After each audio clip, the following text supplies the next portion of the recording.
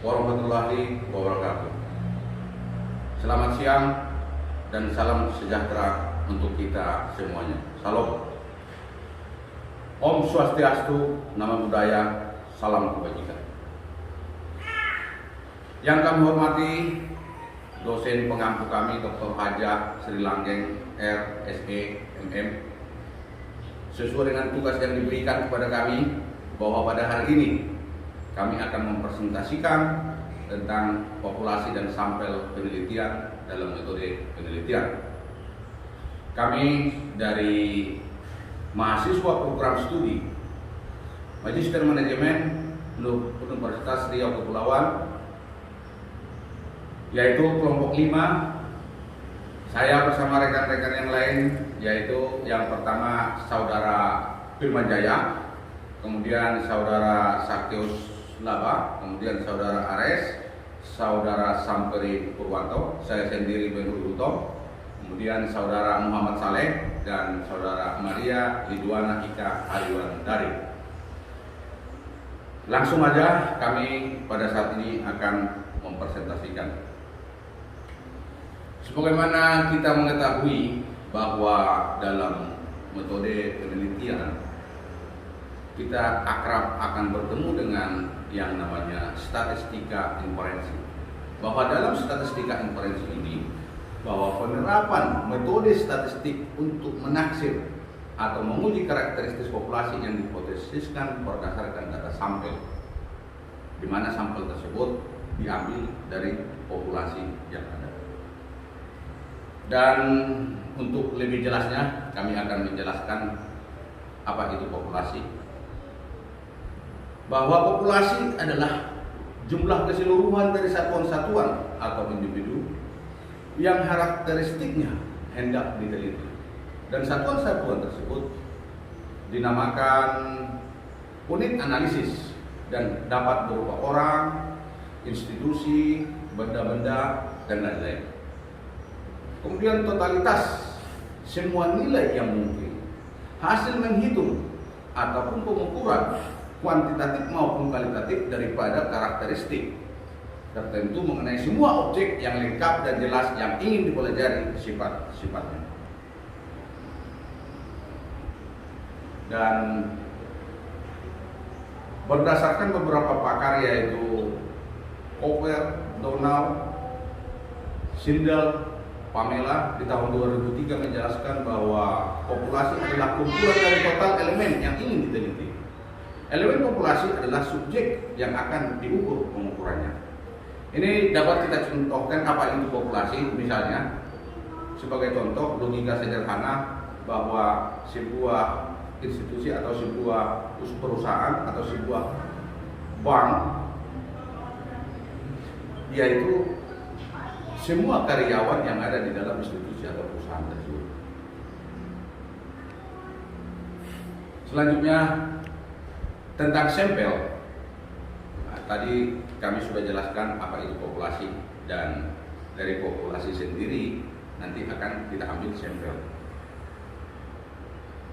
Bahwa di dalam metode penelitian kita mengenal yang dinamakan dengan statistika inferensial, yaitu adalah untuk menemukan sesuatu mengenai populasi berdasarkan sampel.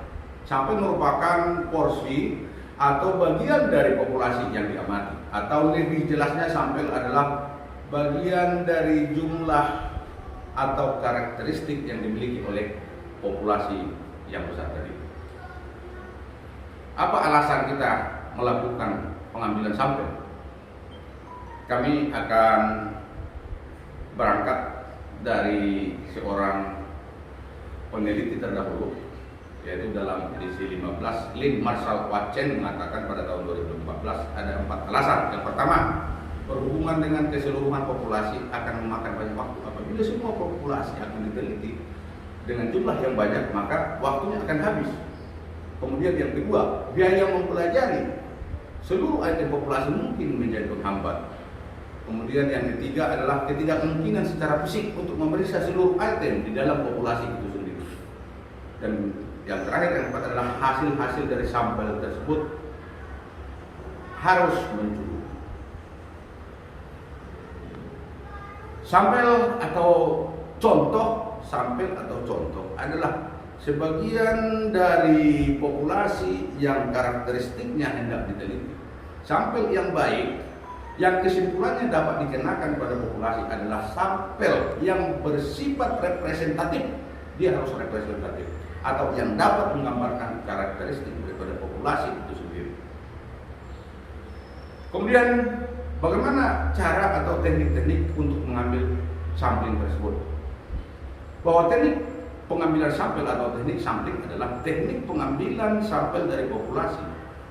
Sampel yang merupakan sebagian daripada populasi tersebut, kemudian dilakukan penelitian dan hasil penelitian disimpulkan, kemudian dikenakan pada populasi atau generalisasi daripada populasi tersebut. Adapun manfaat daripada sampling itu adalah yang pertama penghematan biaya penelitian, yang kedua penghematan waktu, yang ketiga untuk menghasilkan data yang lebih akurat, dan yang keempat adalah memperluas ruang lingkup daripada penelitian itu sendiri. Syarat-syarat teknik sampling juga kita harus memperhatikan semuanya, yaitu boleh dilakukan bila populasi bersifat homogen atau memiliki karakteristik yang sama atau setidak-tidaknya hampir sama. Bila keadaan populasi bersifat heterogen atau banyak macam, sampel yang dihasilkannya dapat bersifat tidak representatif atau tidak dapat menggambarkan karakteristik populasi. Sehingga dengan demikian kita juga harus mengetahui bahwa ada 4 parameter yang menentukan kerepresentatifan daripada sebuah sampel. Yang pertama adalah variabilitas daripada populasi, yang kedua besarnya sampel, yang ketiga teknik pemilihan sampel itu sendiri, dan yang keempat adalah kecermatan memasukkan ciri-ciri populasi ke dalam sampel. Ada 2 teknik sampling. Ya, yang pertama adalah probability sampling. Yang kedua adalah non-probability sampling. Apa yang dimaksud dengan probability sampling? Yaitu pengambilan sampel yang memberikan peluang yang sama bagi setiap anggota populasi untuk dipilih sebagai sampel. Dan non-probability sampling adalah pengambilan sampel yang tidak memberi peluang yang sama bagi setiap anggota populasi untuk dipilih sebagai sampel. Selanjutnya, untuk slide berikutnya akan dijelaskan oleh rekan-rekan yang lain. Terima kasih.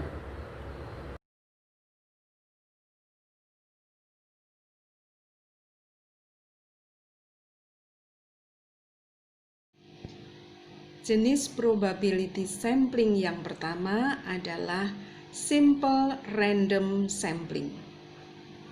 Simple random sampling adalah teknik simple random yang dilakukan secara acak tanpa memerhatikan strata yang ada di dalam populasi.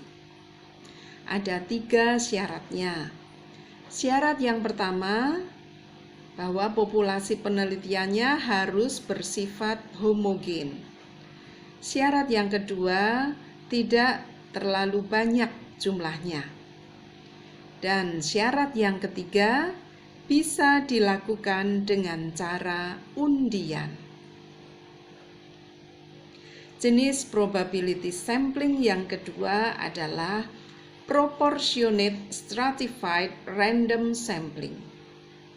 Teknik pengambilan sampel dari anggota populasi ini dilakukan secara acak dan berstrata, tapi dalam keadaan yang proporsional.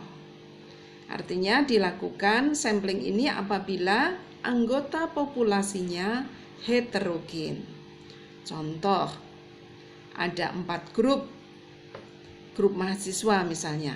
Grup 1 sebanyak 450 orang, grup kedua 300 orang, grup 3 200 orang, dan grup yang keempat 50 orang.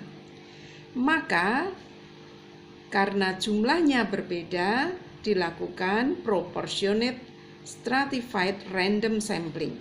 Grup 1 yang tadinya jumlahnya 450 orang bisa diambil 45 orang saja atau 45%-nya. Grup yang kedua 30 orang Grup yang ketiga 20 orang dan grup yang keempat 5 orang.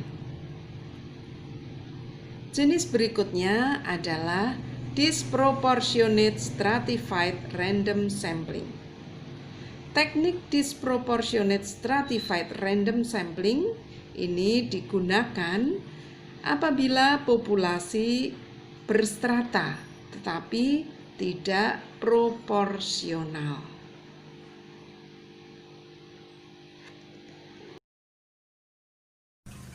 Selanjutnya D. Cluster sampling.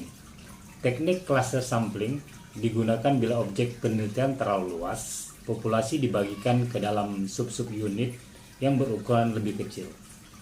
Sampling tahap pertama diperoleh dari pemilihan sebagai sebagian atas unit-unit atau lebih dikenal dengan nama unit primer, dan sampel tahap kedua diperoleh di dalam unit primer terpilih. Seperti contoh di samping, inilah cluster samplingnya, di mana populasinya terlalu luas 1 sampai dengan 8, sehingga kita menetapkan cluster samplingnya 2 dan 8, seterusnya di samping unit samplingnya. Selanjutnya nomor 2, non-probability sampling adalah teknik pengambilan sampling yang tidak memberikan peluang atau kesempatan bagi setiap unsur atau anggota populasi untuk dipilih menjadi sampel. Pengambilan sampel yang telah didasarkan atas kemungkinan yang dapat diperhitungkan, tetapi semata-mata hanya berdasarkan pada segi kepraktisan. Hasil penelitian tidak untuk melakukan generalisasi. A. Sampling sistematis adalah teknik pengambilan sampel berdasarkan urutan dari anggota populasi yang telah diberikan nomor urut. Misalnya, anggota populasi yang terdiri dari 100 orang akan diberikan nomor urut 1 sampai dengan 100. Seperti contoh di samping. Sampling sistematis, nomor populasi kelipatan 3 yang diambil kelipatan 3-nya, 3, 6, 9 dan seterusnya. Seperti contoh di samping. Terima kasih. Baiklah, saya akan melanjutkan paparan dari kelompok 5. Itu saya mulai saja. B. Sampling kuota adalah teknik pengambilan sampel yang digunakan untuk populasi yang mempunyai ciri-ciri tertentu sampai jumlah kuota yang diinginkan. Teknik penarikan sampel kuota merupakan teknik penarikan sampel yang sejenis dengan menggunakan teknik penarikan sampel stratifikasi dengan menggunakan cara kemudahan atau eksidental. Contoh kasus di sini beberapa populasi yang tersedia, kemudian kita ambil beberapa 4 orang atau 5 orang sebagai kuota sampling. C. Sampling insidental dilakukan secara kebetulan, yaitu siapa saja yang secara kebetulan atau insidental bertemu dengan peneliti dapat digunakan sebagai sampel kebetulan ditemui dan cocok sebagai sumber data.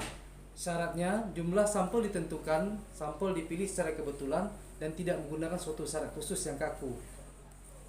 D. Purposive sampling. Purposive sampling adalah pengambilan sampel yang dilakukan dengan pertimbangan tertentu dan lebih cocok berdasarkan kebutuhannya dan anggapan sampel tersebut representatif. Contohnya adalah mahasiswa ingin meneliti tentang pandangan orang tua yang berusia lebih dari 65 tahun tentang pemerintahan sekarang. Profesornya ahli masalah orang tua dan populasinya menyarankan untuk mengambil sampel dari perkumpulan pensiunan dari daerah tersebut. Contoh kasus adalah beberapa populasi yang kita temui, kemudian diambil beberapa orang dari antara mereka untuk dijadikan purpose sampling. Baiklah, demikian paparan saya. Paparan selanjutnya akan diteruskan oleh Bapak Muhammad Saleh. Terima kasih. Baik Bapak Ibu, Assalamualaikum warahmatullahi wabarakatuh. Kami akan melanjutkan slide yang ke-14. Di sini bagian E, sampling total. Sampling total adalah pengambilan sampel yang dilakukan dengan digunakan bila semua anggota populasi dijadikan sampel penelitian. bila jumlah populasi relatif kecil atau kurang dari 30.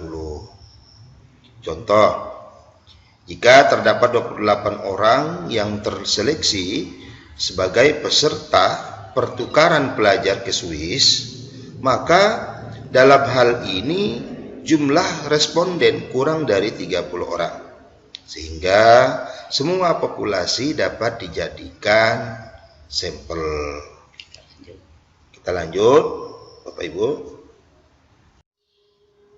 Oke, baik Bapak Ibu. Kita lanjut ke app Snowball Sampling.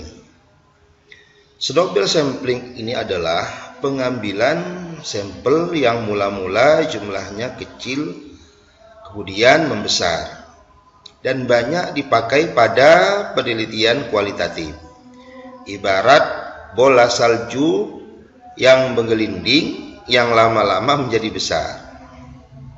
Snowball sampling dapat dilakukan dengan membuat sosiogram, yaitu suatu diagram lingkaran yang dihubungkan dengan garis, seperti yang kami sudah bentuk gambarnya seperti ini, kayak MLM ya gitu, multi level marketing, di samping layar laptop Bapak Ibu.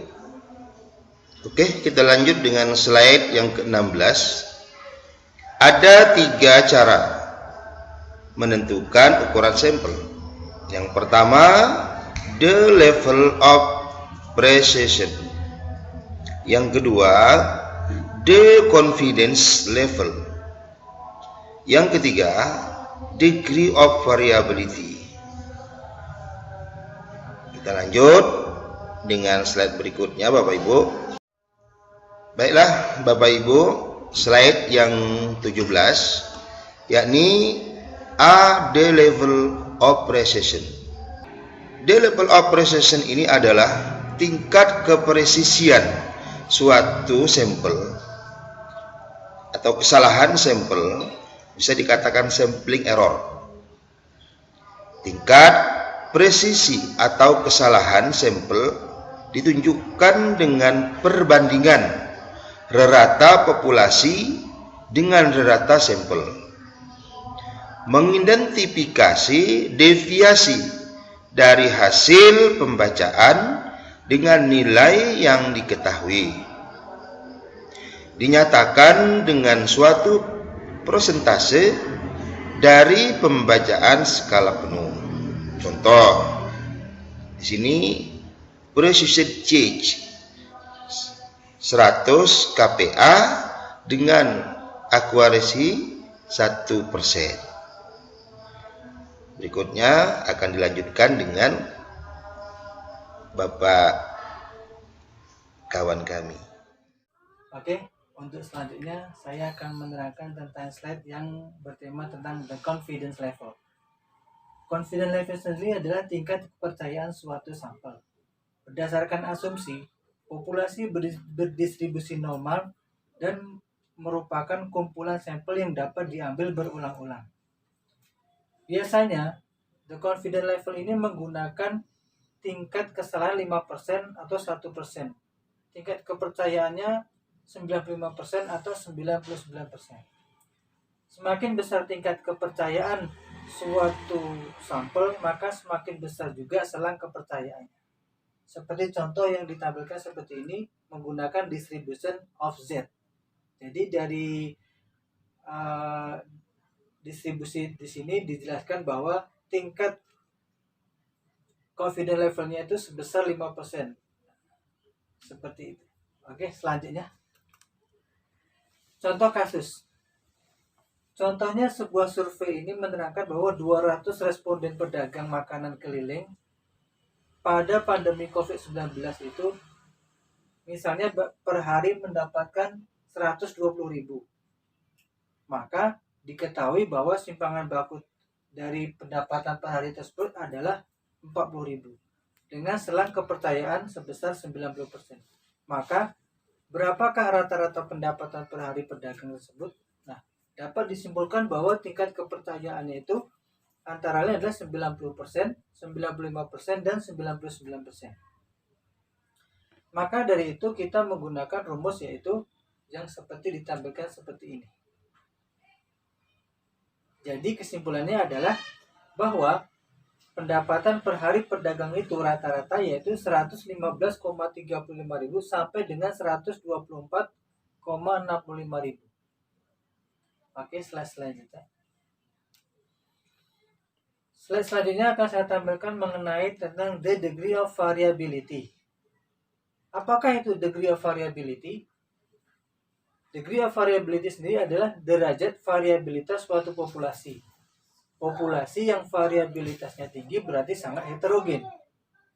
Glenn D. Israel selaku peneliti terdahulu menerangkan bahwa semakin heterogen suatu populasi maka semakin besar pula ukuran sampelnya yang dibutuhkan untuk mendapatkan tingkat presisi tertentu. Semakin sedikit variabel yang homogen suatu populasi maka semakin kecil ukuran sampelnya. Tujuan pengukuran dari variabilitas sendiri adalah untuk mendapatkan informasi mengenai ketersebaran skor-skor dalam sebuah distribusi. Nah, bagaimana untuk mengetahui variabilitas itu sendiri? Yang pertama, salah satunya dengan menghitung rank, interquartile rank, varian, dan standar deviasi. Untuk lebih jelasnya, kita akan masuk ke slide selanjutnya. Rank. Apa itu rank? Mungkin dalam bahasa Indonesia itu dalam artian jarak pengukuran. Adalah selisih antara nilai tertinggi hasil pengukuran dan nilai terendah hasil pengukuran. Jadi, rank sendiri adalah dari yang nilai tertinggi dikurangi dengan nilai terendah sesuai dengan contoh berikut ini. Selanjutnya adalah yang kedua, yaitu tentang slide selanjutnya yang kedua adalah tentang interquartile rank. Interquartile rank sendiri adalah ukuran numerik yang menunjukkan tentang sebaran data antara kuartil 1 hingga kuartil 3. Contohnya adalah seperti ini. Kuartil 1 dengan kuartil 3. Jadi antara angka 2, 3, 4, 5, 6, dan 7 seperti yang dicontoh seperti ini, kuartil 3-nya adalah 6 adalah nilai tertinggi dan nilai kuartil 3 dan kuartil 1-nya adalah 3. Jadi 6 dikurangi 3 sama dengan 3. Oleh karena itu interquartile rank-nya adalah angka 3. Oke, selanjutnya adalah tentang variance atau ragam. Adalah rata-rata hitung kuadrat setiap data terhadap rata-rata hitungnya. Rumusnya adalah seperti contoh di bawah ini. Nah, ini ada salah satu contohnya yang berhubungan dengan sampel variance. Jadi ragam sendiri itu adalah rata-rata hitung kuadrat setiap data terhadap rata-rata hitungnya. Oke, selanjutnya. Standar deviasi atau dalam bahasa Indonesia disebut dengan simpangan baku. Yaitu adalah akar kuadrat dari varian yang menunjukkan standar penyimpangan data terhadap nilai rata-ratanya. Deviasi data tidak berkelompok seperti contoh yang ada di slide berikut ini. Sebelum dengan contoh tersebut, maka kita lanjutkan dengan slide berikutnya. Untuk menghitung populasi yang tidak diketahui jumlahnya sesuai dengan nomogram Harry King, sesuai dengan bukunya, menggunakan rumus Cochrane, yaitu digunakan untuk menguji apakah 3 atau lebih himpunan skor proporsi atau frekuensi berpasangan itu saling signifikan. Nah, skala data yang digunakan dapat berupa skala nominal maupun skala ordinal yang dipisah duakan, seperti sukses atau gagal, ya dan tidak, dan lain sebagainya. Rumusnya seperti yang ada di slide ini. Untuk lebih jelasnya kita akan masuk ke contoh kasus. Slide berikutnya contoh kasus. Nah, contoh kasus seperti ini akan saya tampilkan mengenai bagian pemasaran sebuah perusahaan ingin mengetahui model kemasan produk X yang paling disukai oleh konsumen. Sehingga membuat 3 model seperti kemasan A, kemasan B, dan kemasan C. Untuk produk X tersebut, sampel yang digunakan sebanyak 18 konsumen. Dari hasil wawancara tersebut akan diberikan skor 1 untuk suka dan tidak suka diberi dengan nilai skor 0. Nah, untuk menguji tersebut kita membutuhkan taraf nyata yang berupa 5%. Apakah ketiga kemasan produk X sama-sama disukai oleh konsumen atau tidak? Nah, jawabannya adalah sesuai dengan rumus berikut ini. Selanjutnya, nah dari tabel seperti ini dapat diketahui bahwa untuk kesimpulannya yaitu karena dari Q sendiri atau dari standar deviasinya itu 16,7 itu lebih besar daripada X kuadrat 0,05. Maka HO kita tolak, artinya kesukaan konsumen terhadap ketiga kemasan tersebut tidak sama. Kemasan A dan B sama-sama disukai dan keduanya lebih disukai daripada kemasan C. Nah, demikianlah dari uji Cochrane contoh kasus yang sudah saya terangkan. Terima kasih, kita akan berlanjut ke slide berikutnya. Terima kasih. Baik, Ibu dosen dan teman-teman semua, sebagai anggota dari kelompok 5, saya akan melanjutkan presentasi di slide 21.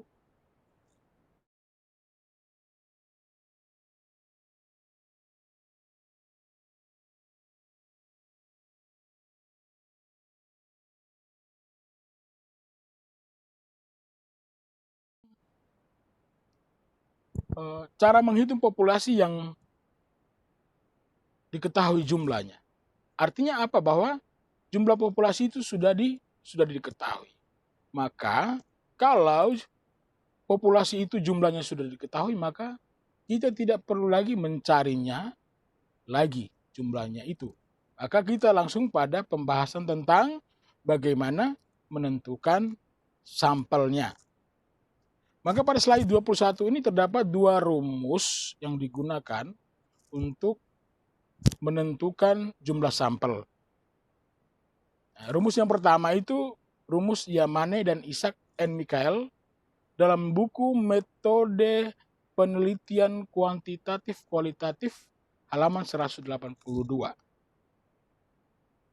Di mana rumusnya adalah N kecil sama dengan N besar per N besar kali D kuadrat tambah 1.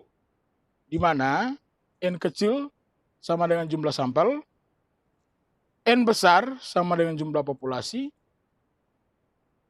kemudian D sama dengan level signifikansi yang diinginkan. Terkait level signifikansi ini digolongkan dalam dua bidang, yaitu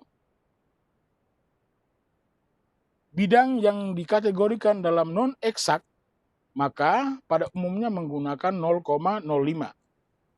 Dan untuk bidang eksakta menggunakan 0,01. Kemudian rumus penentuan sampel yang kedua, yaitu menurut Isaac dan Michael, di mana penarikan sampel dilakukan dengan cara menghitung besarnya populasi yang terpilih.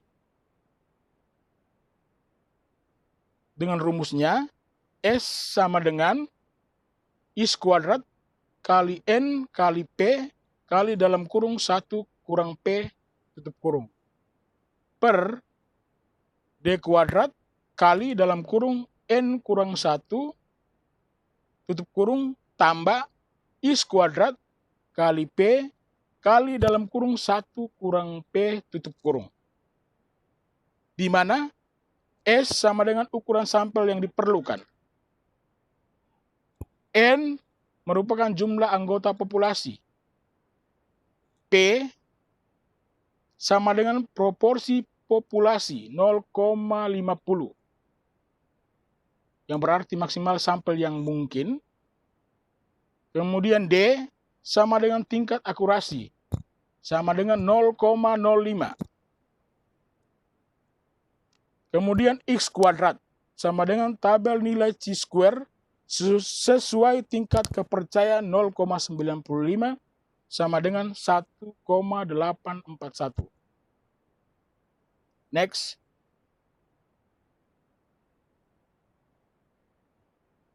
Dalam penentuan ukuran sampel itu terdapat 4 saran yang digunakan menurut Ross dalam buku Metode Penelitian Kuantitatif Kualitatif halaman 188. Saran yang pertama yaitu ukuran sampel yang layak seharusnya sebanyak 30 sampai 500. Saran yang kedua, bila sampel dalam kategori, maka per kategori minimal jumlah sampelnya berjumlah 30 orang. Yang ketiga, untuk analisis multivariate, sampel 10 kali jumlah variabel. Kemudian saran yang keempat, untuk kelompok eksperimen dan kelompok kontrol, ini tergolong dalam penelitian eksperimen sederhana, jumlah sampel berjumlah 10 sampai 20. Hanya itu saja materi yang saya sampaikan, dan ini merupakan materi terakhir dari pembahasan kelompok kami terkait populasi dan sampel dalam penelitian. Kemudian kita ke slide 23, merupakan daftar rujukan atau daftar pustaka atau daftar sumber yang kami gunakan dalam mengulas materi-materi terkait populasi dan sampel. Ada terdapat 4 sumber. Yang pertama, Sugiono tahun 2020 dengan judul Metode Penelitian Kuantitatif Kualitatif dan R&D, penerbit Alfabeta Bandung. Sumber yang kedua, Sugiono tahun 2015 yang berjudul Metode Penelitian Tindakan Komprehensif, penerbit Alfabeta Bandung. Yang ketiga, Sugiono tahun 2020 yang berjudul Cara Mudah Menyusun Skripsi, Tesis dan Disertasi, penerbit Alfabeta Bandung. Sumber yang keempat, Sugiono tahun 2019 yang berjudul Statistika untuk Penelitian yang diterbitkan oleh penerbit Alfabeta Bandung. Baik, Ibu dosen dan teman-teman sekalian, itu saja pemaparan ataupun presentasi dari kami kelompok 5 terkait populasi dan sampel dalam penelitian. Dan terima kasih.